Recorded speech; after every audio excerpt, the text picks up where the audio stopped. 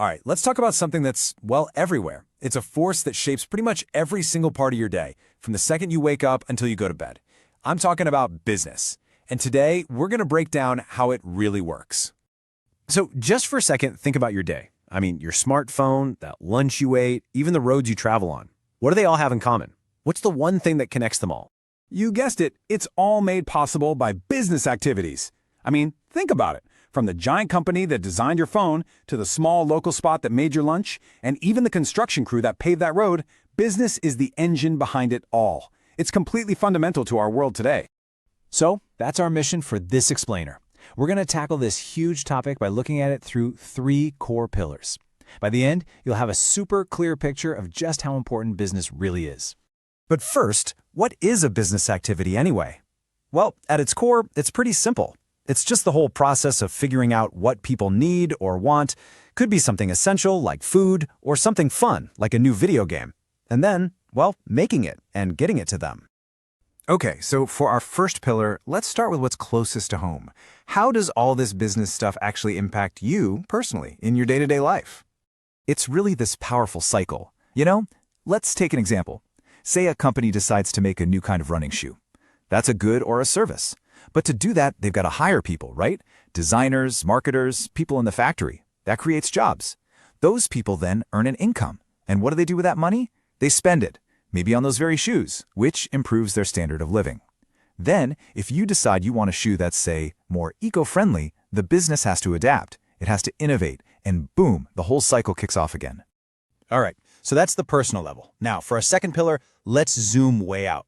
What happens when you take that cycle we just talked about and multiply it by, millions of people and thousands of businesses?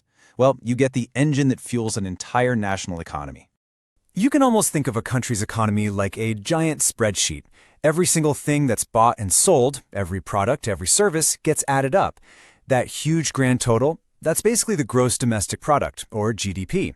It's a huge indicator of how healthy the economy is. All that activity creates national wealth, which can then be pumped back into more growth. And of course, it's what drives all that innovation and new tech. And this is a really key point. Competition is actually a massive driver of progress. Think about it.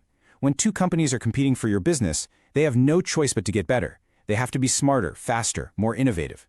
That constant pressure is what leads to amazing new technologies and better ways of doing things. And that benefits all of us, not just the company that wins. Okay, so we've got our personal lives covered, and we've zoomed out to the national economy. But there's one more crucial piece to this puzzle, our third pillar, how business helps build the actual communities where we live. And this goes way beyond just making stuff and turning a profit.